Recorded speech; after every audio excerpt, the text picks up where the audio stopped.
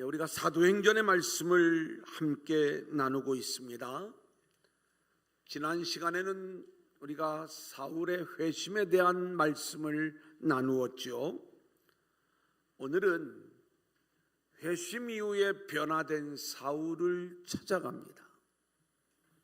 사울에게 회심 이후에 좋은 일이 나타나는 게 아니라 오히려 유대인들에게는 생명의 위협을 받고, 그리고 예수를 믿는 사람들에게는 의심을 받는 고난과 어려움의 상황을 맞게 되죠. 자, 그런데 오늘 말씀은 이러한 사울의 이야기 속에 그럼에도 불구하고 교회가 평안하여 든든히 서가게 되었다는 것을 우리에게 말씀하는 거예요. 사울의 이야기, 그리고 평안하여 든든히 서가는 교회의 이야기 속에 오늘 우리에게 들려주시는 복음이 담겨 있는 거예요. 오늘도 주시는 말씀을 통해 저와 여러분 모두가 함께 은혜 받는 귀한 시간들이 될 수 있기를 소원합니다. 자, 우리 한번 따라해 볼까요? 변화된 사울. 변화된 사울. 우리가 사울의 회심까지의 과정들을 진행할 때마다 제가 끊임없이 말씀을 드렸던 게 하나님의 일하심, 하나님의 열심이었어요. 우리는 하나님이 하시는 일들을 알아야 돼요. 특별히 우리 인생 가운데 하나님이 준비하신 메시아를 우리에게 보내주시는 일, 그래 우리 주님이 오시고 십자가와 부활과 승천을 통해서 놀라운 복음을 세우시잖아요. 그러면 이 갈릴리 유대 땅 예루살렘 이 안에 세워졌던 이 복음이 어떻게 땅끝으로 흘러가게 되는가? 이 모든 일들도 하나님의 일하심 속에 있다는 거예요. 우리 인간들은 하나님을 믿는 사람도 있지만 대부분이 하나님을 믿지 않고요. 그리고 하나님을 믿는다고 하면서도 종교적 하나님을 믿는 것이지 성경이 말씀하는 이 성경의 하나님을 믿는 자들은 많지 않은 거예요. 그래서 이 땅의 역사는 사람들의 욕망과 욕심을 따라 흘러가게 되어져 있는 거예요. 한 나라가 세워지고 더 힘센 나라에 의하여 그 나라가 무너지고 새로운 나라가 세워지는 것. 그런데 하나님이 하시는 일을 보면 이 땅의 이 모든 역사들 위에 하나님은 하나님의 구속사를 진행시키시더라. 그래서 이제 이 복음이 세워지고 복음이 증거되어졌던 이 초대 기독교회는 로마라고 하는 나라의 통치를 받고 있는 상황이었어요. 로마가 거의 전 세계를 통일하고 통치하던 시대, 로마는 자신의 나라의 효율적인 통치를 위하여 정복하는 곳마다 길을 내기 시작을 하는 거예요. 그래서 모든 길이 로마로 통하게 되는 거죠. 로마가 통치를 위해서 세워놓았던, 닦아놓았던 이 길이 이제는 복음이 세워지고, 그리고 그 복음이 전파되는 복음의 길로 하나님이 사용하시는 걸 보게 되는 거예요.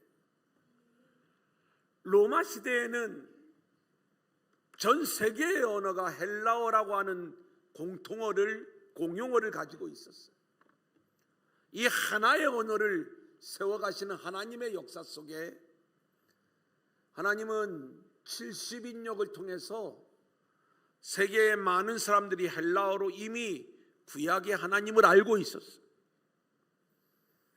이제 이 헬라어로 무장한 사도 바울, 오늘 이 사울의 이야기, 그가 이방인을 위한 사도가 되어 헬라어로 땅끝까지 복음을 전하는 이 일의 주인공이 되는 거예요. 로마가 닦아놓은 이 길을 따라 헬라의 문화가 전 세계로 급속도로 퍼져갑니다. 모든 지역에 있는 지식인들이 헬라의 철학과 문화를 받아들이는데, 이 헬라 문화의 특징은 그 어떤 논리나 지식에 대하여 마음의 문을 열고 늘 수용할 수 있는 그러한 수용성이었어요. 그러다 보니까 이들에게는 누군가의 복음을 들었을 때 그 복음을 향한 열린 마음을 갖고 있다 보니까 초기 기독교가 복음이 확장되는 데 있어서 이 헬라 문화가 확장되어져 있던 이것이 큰 도움이 되었던 것을 우리는 보게 되는 거예요. 뿐만 아니라 우리는 이 바울이 나중에 복음을 전하기 위하여 여러 지역으로 옮겨 다닐 때에 아무도 모르는 곳에 가서 복음을 전한다는 것이 쉬운 일이 아니잖아요. 네, 하나님은 이미 이스라엘 민족을 북쪽은 아수르에게 망하게 하고 남쪽은 바벨론에 의하여 멸망을 당하죠. 물론 망한 이유는 그들이 우상을 숭배하고 하나님을 배반하였기 때문에 망하고 쫓겨난 거예요. 가나안 땅에 살고 있던 이스라엘 백성들을 전 세계로 흩어지게 하는, 우리가 잘 알고 있는 디아스포라 유대인들을 만들어냈어요. 전 세계로 흩어졌던 이 유대인들이 그 지역에 회당을 세우고 열심히 하나님을 섬기는 거예요. 바울에게는, 그리고 초기 기독교 지도자들에게는, 전도자들에게는 바로 이 유대인 회당이 복음을 전하는데 아주 유익한 그러한 장치가 되었던 것을 우리는 보게 되는 것입니다. 게다가 초기 기독교 약속하신 성령이 하필이면 오순절에 임하는 거예요. 여러분, 이 오순절에 성령이 임했다는 게 얼마나 하나님의 섭리 가운데 있는가. 오순절을 지키기 위하여 예루살렘을 찾았던 수많은 헬라파 유대인들이 이곳에 와서 복음을 듣는 거예요. 그러니까 하나님이 복음을 들을 수 있도록 수많은 영혼들을 미리 모아놓으시는 거예요. 그리고 이제 오순절 성령에 취한 사도들의 복음 증거를 듣고 예루살렘에 남아있던 성도들도 있고 또 이들 중에 고향으로 돌아간 사람들도 있을 터인데, 그렇게 복음이 이제 예루살렘을 넘어 땅끝으로 흘러가게 되는데, 하나님은 강권적으로 이 예루살렘에 큰 박해가 임하게 하므로 복음이 사마리아로 이방으로 흘러가게 하면서 급기야 하나님이 준비하셨던 사울, 이 사울을 회심시켜 율법의 달인이었던 이 사울이 이제는 복음의 달인이 되어 열정적인 복음 전도자로 세워지는 이야기, 이게 오늘 본문의 말씀인 거예요. 사랑하는 여러분, 저는 이 사울의 이야기를 우리가 함께 나누면서 우리 인생을 향한 하나님의 계획을 깨달을 수 있기를 소원합니다. 사울의 출생부터 그의 모든 삶의 여정을 하나님이 간섭하신 것처럼 저와 여러분의 인생도 하나님이 출생부터 간섭하시고, 우리가 함께 두란노 공동체 안에서 우리가 지난 3일 동안 마치 사울이 멀었던 눈이 아나니아에 의하여 눈이 띄어지고 그의 중심에 진정한 회심이 일어나 놀라운 사명자로 세워졌던 것처럼, 하나님은 우리를 두란노 공동체 안에 만나게 하시고 또 저와 여러분의 만남도 감섭하시고 또 이번 부흥 집회도 하나님이 이끌어 가시면서 우리를 변화시켜 주시는 줄로 믿습니다. 이제 하나님이 하시는 이 일 앞에 우리는 순종하면서 하나님의 도구로 쓰임받아야 되는 것이죠. 이게 하나님의 준비, 하나님의 열심인 거예요. 이제 이 변화된 사울 어떤 모습을 보이는가? 19절 하반절부터 22절까지 같이 읽겠습니다. 시작. 사울이 다메섹에 있는 제자들과 함께 며칠 있을새 즉시로 각 회당에서 예수가 하나님의 아들이심을 전파하니 듣는 사람이 다 놀라 말하되 이 사람이 예루살렘에서 이 이름을 부르는 사람을 멸하려던 자가 아니냐. 여기 온 것도 그들을 결박하여 대제사장들에게 끌어가고자 함이 아니냐 하더라. 사울은 힘을 더 얻어 예수를 그리스도라 증언하여 다메섹에 사는 유대인들을 당혹하게 하니라. 우리가 이 사울을 끈질긴 사람, 열정의 사람이라고 지난 시간에 함께 나누었죠. 그의 기질이 그대로 드러나고 있어요. 그가 눈을 뜨고 나서 다메섹에서 며칠을 있었어요. 물론 이 며칠이 어느 정도의 기간인지는 모르지만 요 며칠은 그리 길지 않은 기간이에요. 우리가 잠시 후에 나눌 여러 날이 지나매, 요거는 짧은 기간이 아니었어요. 근데 이 며칠을 보내면서 사울이 다메섹에서 복음을 증거하는데 예수가 그리스도이십니다, 이걸 전하는 거예요. 한번 생각해 보세요. 지금까지 우리가 기다렸던 그 메시아 그리스도, 그것을 예수라고 증거하는 예수 믿는 사람들을 잡아 옥에 가두고 그들을 죽였던 이 사울, 아직도 수많은 유대인들은 이 기독교가 잘못되었다고 그들을 배척하는 이러한 상황 속에서 가장 주동자 역할을 했던 사울이 이제는 하루아침에 뒤집어져서 예수가 그리스도다 증거했을 때에, 오늘 본문의 말씀을 보면 유대인들을 당혹하게 아니라 유대인들이 당황해하는 것. 우리가 오늘 말씀을 계속 읽어나가면서 보게 되지만 결국 유대인들은 어떻게 해서든지 이 사울을 죽이고자 하는 거예요. 고린도전서 9장 16절을 보면 사도 바울은 이렇게 고백을 하고 있어요. 내가 복음을 전할지라도 자랑할 것이 없음은 내가 부득불할 일임이라. 만일 복음을 전하지 아니하면 내게 화가 있을 것이로다. 그가 주님을 만나고 열심히 복음을 전할 때 이 복음을 전하는 게 나의 공로가 아닙니다. 나는 부득불 이 복음을 전할 수밖에 없습니다. 여러분, 주님을 만난 자들은 그 주님을 전할 수밖에 없는 자들로, 왜냐? 이 놀라운 복음의 은혜를 우리가 알았다면, 우리가 이 복음을 전하지 않는다면 오히려 내게 화가 임할 것이로다 고백하는 이 사울의 고백이 우리 모두에게서도 나와야 될 줄로 믿습니다. 우리가 복음의 은혜를 깨달았다면 우리는 부득불 이 복음을 전할 수밖에 없는 거예요. 자, 그런데 9장 23절 우리 한번 같이 볼까요? 시작. 여러 날이 지나매 유대인들이 사울 죽이기를 공모하더니. 자, 이제 여러 날이 지났다 이렇게 설명을 하고 있어요. 이 여러 날은 우리가 갈라디아서의 말씀을 참고해 보면 단순히 한 달, 두 달 요 정도의 기간이 아니라 약 3년여의 세월이 흐른 거예요.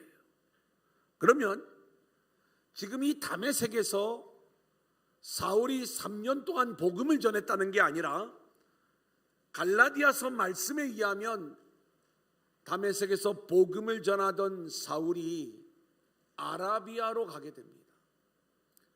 그리고 그곳에서 3년 동안 있다가 다시 다메섹으로 돌아오는 거예요.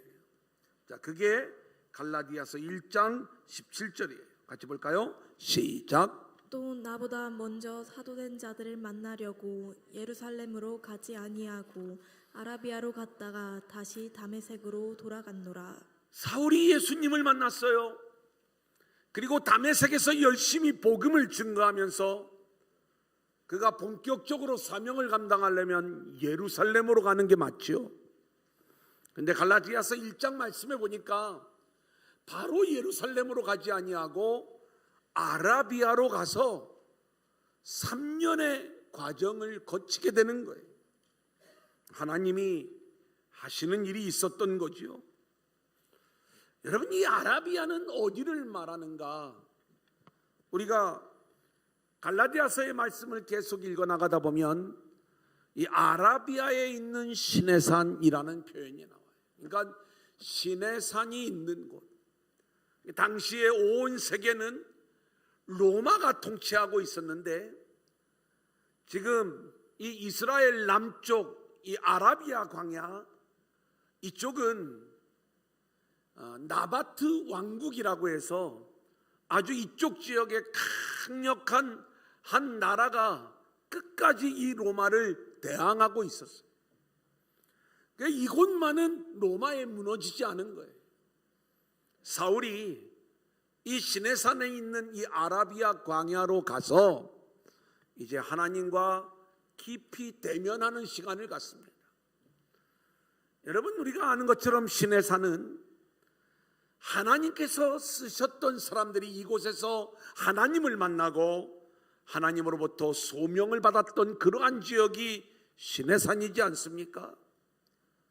모세가 이곳에서 모세야 모세야 자신을 부르는 하나님을 만나고 그리고 출애굽의 지도자로 세워지는 거예요. 우리는 엘리야 이야기를 알고 있어요. 엘리야가 갈멜산에서 엄청난 승리를 거두었지만 이세벨로 인해 낙심하여 다시 이 유대 광야로 들어가 로뎀나무 아래에서 죽기를 구할 때 하나님이 이 엘리야를 찾아오셔서 이 엘리야를 뒤집어 놓으시죠. 숯불에 구운 떡과 생수를 주시며 일어나 호렙으로 가라는 거예요. 이 시내산에 하나님이 엘리야의 발걸음을 옮겨 놓으시는 거죠. 엘리야는 이 시내산 호렙산에서 하나님을 만나고 그리고 새로운 사명을 부여받는 이야기를 우리는 알고 있어요. 바로 그 아라비아, 사울은 이곳으로 인도함을 받아 그곳에서 하나님을 만나고 3년이라는 그 세월 동안에 그는 철저히 율법의 사람에서 복음의 사람으로 세워지는 거예요. 그리고 우리가 이제 성경을 보면 알지만 그는 그곳에서 복음의 사람으로 훈련받으면서 어떤 일을 했는지, 이곳에 있다가 다메섹으로 도망을 오게 되는데 이 나바트 왕국을 통치하고 있었던 아레다 왕의 고관들이 이 사울을 잡으려고 다메섹까지 쫓아오는 이야기, 이게 여러 날이 지남에 이 안에 다 담겨져 있는 거예요. 자, 성경을 좀 보면 제가 설명을 드리겠습니다. 9장 23절로부터 25절까지 먼저 읽죠. 시작. 여러 날이 지남에 유대인들이 사울 죽이기를 공모하더니 그 계교가 사울에게 알려지니라. 그들이 그를 죽이려고 밤낮으로 성문까지 지키거늘 그의 제자들이 밤에 사울을 광주리에 담아 성벽에서 달아내리니라. 자, 그런데 이 장면을 이해하려면 고린도후서 11장 32절로 33절을 보면 이해가 돼요. 시작. 다메섹에서 아레다 왕의 고관이 나를 잡으려고 다메섹 성을 지켰으나 나는 광주리를 타고 들창문으로 성벽을 내려가 그 손에서 벗어났노라. 자, 사도행전의 기록은 누가의 기록이에요. 그리고 고린도후서의 기록은 바울의 기록이에요. 둘이 일치되는 이야기가 여기에 나오는 거예요. 그러니까 다메섹 도상에서 주님을 만났던 사울이 아라비아로 갔다가 다시 다메섹으로 쫓겨오는 이 과정, 근데 이 아라비아의 연단의 과정이 3년이었음을 갈라디아서는 말씀하고 있고요. 그리고 돌아오는 이 과정 속에 쫓겨오는 거예요. 아마 열심히 복음을 전했겠죠. 이것이 아레다 왕을 자격했겠죠. 백성들을 유혹한다. 그래 이 사울을 잡으려는 사람들을 피해 가지고 어디로 도망을 오냐면 다메섹까지 도망을 오게 되고요. 이 나바트 왕국 아레다 왕의 고관들이 다메섹 도성을 완전히 에워싸고, 이 다메섹 안에는 사울을 죽이고자 하는 유대인들이 또 있었던 거예요. 이들이 공모하면서 이제 사울의 운명은 도간에 든 쥐의 운명이 된 거예요. 그때 제자들이 이 사울을 살려내는데 어떻게 살아나는가? 광주리에 이 사울을 담아가지고 성벽으로 달아내렸다, 이렇게 말씀하고 있는 거예요. 사랑하는 여러분, 하나님께서 이 사울을 그렇게 극적인 회심의 사람으로 바꾸어 이 엄청난 일들을 진행하시는데, 그렇다면 사울이 열정적으로 복음을 전하고자 할 때 하나님이 사울을 좀 도와주셔야 되는 것 아닙니까? 좀 그 길을 잘 열어주셔야 되는 것 아닙니까? 근데 사울은요, 오히려 복음을 전하다가 더 고난을 받고, 유대인들은 자기를 죽이려고 하고, 그리고 오히려 예수 믿는 사람들은 자기를 믿어주지 않는 그러한 모습인 거예요. 저는 오늘 말씀을 준비하다가 그런 생각을 가졌어요. 우리 성도님들이 정말 어떤 한 순간에 하나님을 깊이 만날 때가 있어요. 회심이 일어나고 정말 믿음으로 살고자 하는 그러한 마음들을 하나님이 주셔서 우리가 그렇게 나아가고자 할 때 그 길이 그렇게 순탄치가 않은 거예요. 나를 대적하는 사람들은 더 강하게 나를 대적해 오고 있고요. 그리고 오히려 내 편이 되어줘야 될 성도들, 예수 믿는 사람들이 오히려 나를 비난하고 비아냥거리고 조롱하고, 너는 변화됐다고 하지만 또 옛날로 돌아갈 거잖아, 그렇게 우리의 회심을 인정하지 않는 그러한 모습들을 보게 되는 거예요. 오늘 본문에 등장하는 이 사울도 그런 위기 속에 이제 지내게 되는 거죠. 자, 극적으로 예루살렘으로 탈출한 이 사울, 근데 예루살렘에서도 마찬가지인 거예요. 우리 같이 볼까요? 9장 26절로 27절입니다. 시작. 사울이 예루살렘에 가서 제자들을 사귀고자 하나 다 두려워하여 그가 제자됨을 믿지 아니하니, 바나바가 데리고 사도들에게 가서 그가 길에서 어떻게 주를 보았는지와 주께서 그에게 말씀하신 일과 다메섹에서 그가 어떻게 예수의 이름으로 담대히 말하였는지를 전하니라. 여러분 보세요. 갈라디아서 1장 말씀에 보면 그 후 3년 만에 내가 게바를 방문하려고 예루살렘으로 올라갔다. 그러니까 지금 이 다메섹에서 도망해서 예루살렘으로 들어간 게 이게 바로 회심 후 3년 만의 일이라고 바울이 이야기를 하고 있는 거예요. 자, 그러면 예루살렘에 갔으면 바울의 소문을 들었을 거예요. 예수 믿고 변화되었다더라. 또 그가 아라비아로 갔다가 그 나바트 왕국 고관들, 아레다 왕의 고관들의 그 쫓김을 당해 다메섹으로 도망을 오고, 유대인들과 이 고관들이 사울을 죽이려고 하는 그 위기 속에서 겨우 탈출해서 예루살렘에 왔다는 걸 이 예루살렘 교회 성도들이 알았을 거예요. 근데 믿지 않아요. 인정해 주지 않아요. 오늘 말씀해 보면 오히려 여전히 이 사울을 의심하고 두려워하는 그러한 상황인데, 중재자 바나바로 인하여 겨우 성도들과 교제를 나누는, 갈라디아서의 말씀과 연결하여 보면 불과 15일만 이 예루살렘 교회 성도들과 교제를 나누게 되는데, 이때 이 사울을 죽이려고 하는 이 유대인들로 인해서 사울은 결국 예루살렘에 머무는 것을 포기하고 자기 고향 다소로 돌아오게 되었다는 거예요. 그게 28절로 30절입니다. 같이 볼까요? 시작. 사울이 제자들과 함께 있어 예루살렘에 출입하며 또 주 예수의 이름으로 담대히 말하고 헬라파 유대인들과 함께 말하며 변론하니 그 사람들이 죽이려고 힘쓰거늘 알고 가이사랴로 데리고 내려가서 다소로 보내니라. 이제 첫 번째 대지를 제가 한번 정리를 해드리겠습니다. 사울이 주님을 만나 회심을 하죠. 다메섹에서 복음을 전하다가 마치 주님이 세례를 받고 광야로 이끌렸던 것처럼 하나님은 이 사울을 아라비아 광야로 끌고 가십니다. 그곳에서 3년의 연단을 받는 거예요. 우리는 오늘 본문에 고향 다소로 돌아가 또 10년을 이 사울이 훈련을 받거든요.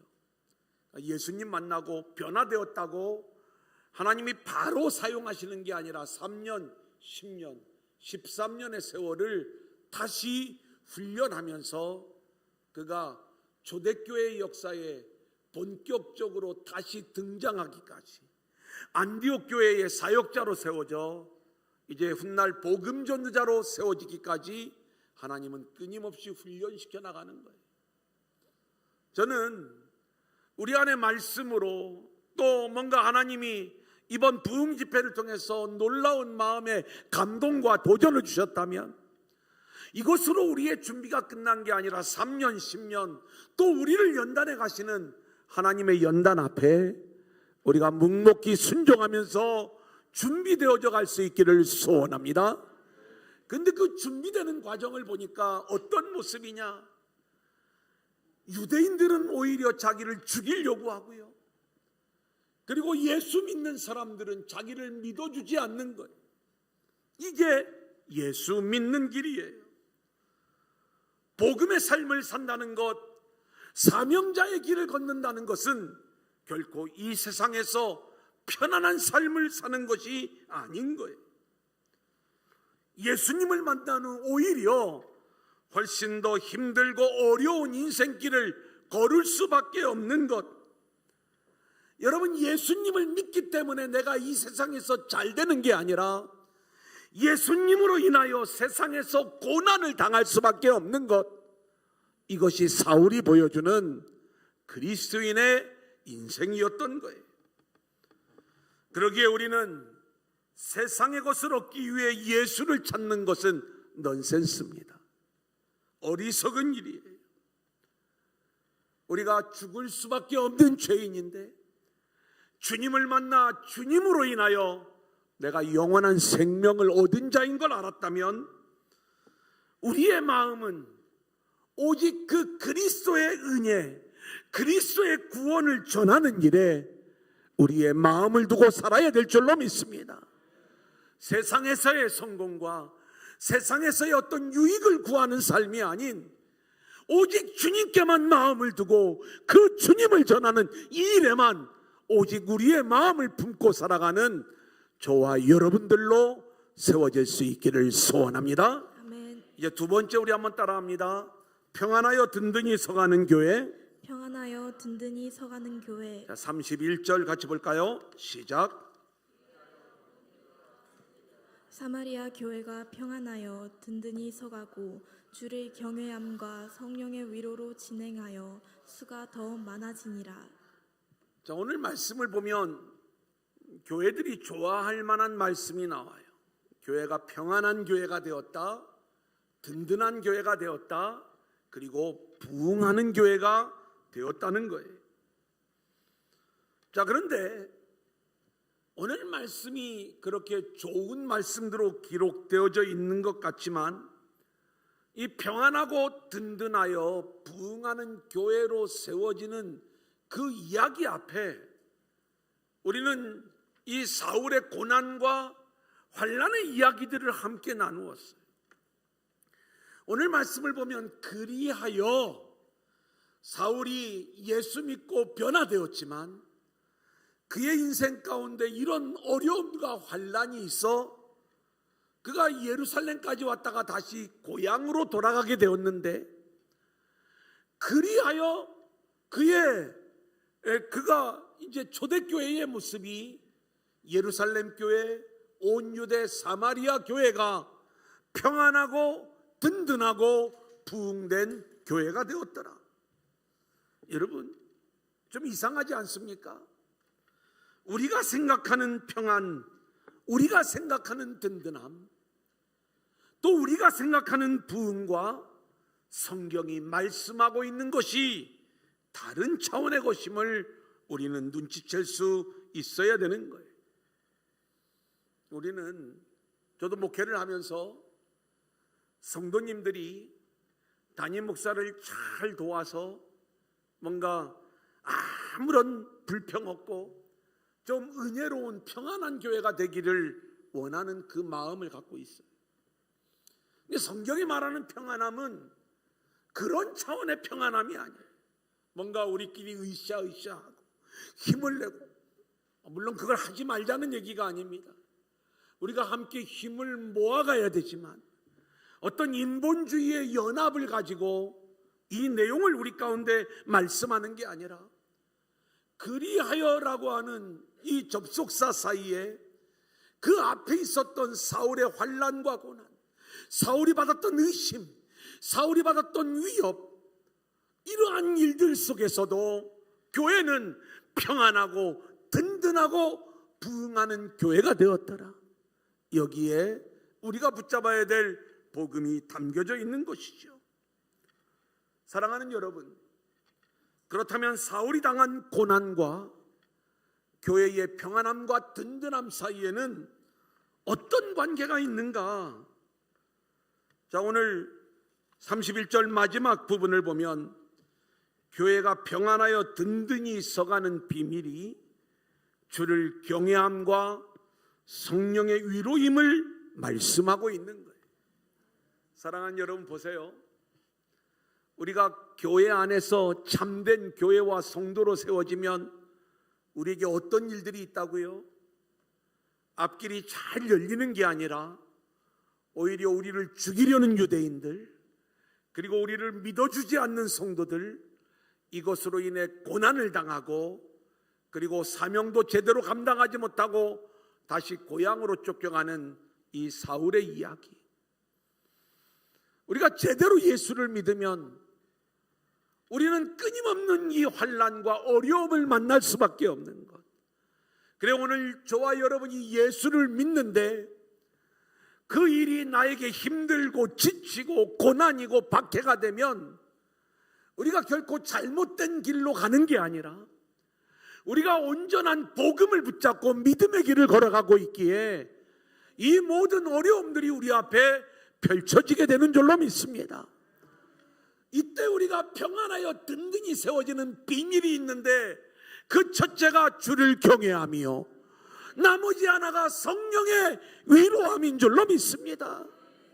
우리가 제대로 예수를 믿으면 고난과 환난이 우리 앞에 놓이지만 우리는 그 고난과 환난 속에서도 우리가 붙잡아야 될 것, 살아계신 하나님을 바라보는 거예요. 주를 경외하는 거예요. 내가 원하는 대로 이끌어주지 않는다고 하나님 진짜 살아계시냐고 하나님을 원망하고 무시하는 게 아니라 하나님의 선하신 뜻을 확신하며 그 어떤 고난과 어려움 속에서도 우리가 그 주님만을 붙잡는, 그리고 주님만을 바라보는 주를 경외함이 평안하고 든든한 인생, 평안하고 든든한 교회의 비밀이 되는 줄로 믿습니다. 또 하나는 성령의 위로함이에요. 사랑하는 여러분, 우리는 어려울 때마다 사람의 위로를 요구해요.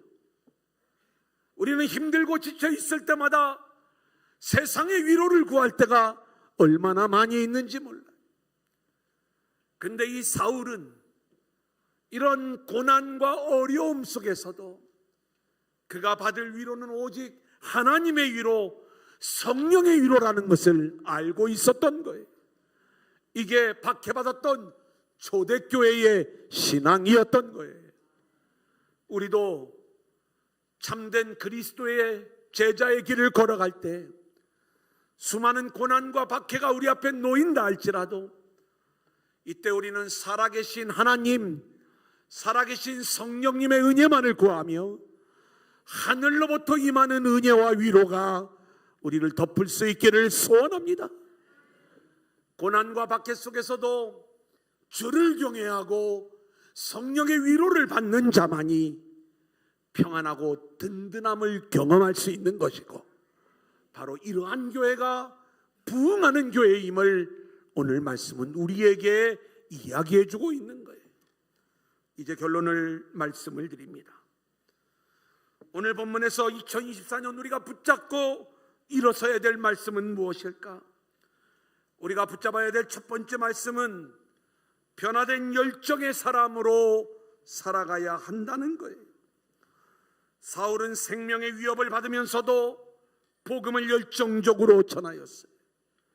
저는 우리가 좀 이제 뭔가 변화되었다면, 뭔가 새로워질 수 있다면 무엇에서 새로워질 수 있을까? 제가 요청하기를 지난 금요일에 우리가 예배에 목숨을 걸자, 말씀에 목숨을 걸자, 기도에 목숨을 걸자, 선교에 목숨을 걸자. 한 번에 다 걸 수 없으니까 예배부터 목숨을 걸자, 이렇게 말씀을 드렸어요. 열정적인 변화된 사람들로 우리가 나와야 되는 것 아닙니까? 그때 우리가 놓치지 말아야 될 거 있어요. 예배에 우리가 목숨을 걸고 열정을 내면 뭔가 불행 끝 행복 시작인 것 같지만 또 다른 어려움들이 우리 앞에 놓이게 될 거예요. 그래도 우리가 결코 잊지 말아야 될 것, 그 어떤 상황 속에서도 주를 경외하고 성령의 위로함 가운데 있을 때 하나님이 주시는 평안함과 든든함이 우리 인생 가운데 나타나게 될 줄로 믿습니다. 그래서 우리는 주를 경외함과 성령의 위로로 살아가자는 것, 우리가 이것 놓치지 말고 우리 인생 내내 하나님이 우리를 어떠한 인생으로 이끌어가든 늘 주를 경외하는 인생으로, 세상의 위로가 아닌 하늘의 위로, 성령의 위로를 갈망하는 믿음의 성도들로 세워지는 저와 여러분들이 될 수 있기를 주님의 이름으로 간절히 축원합니다.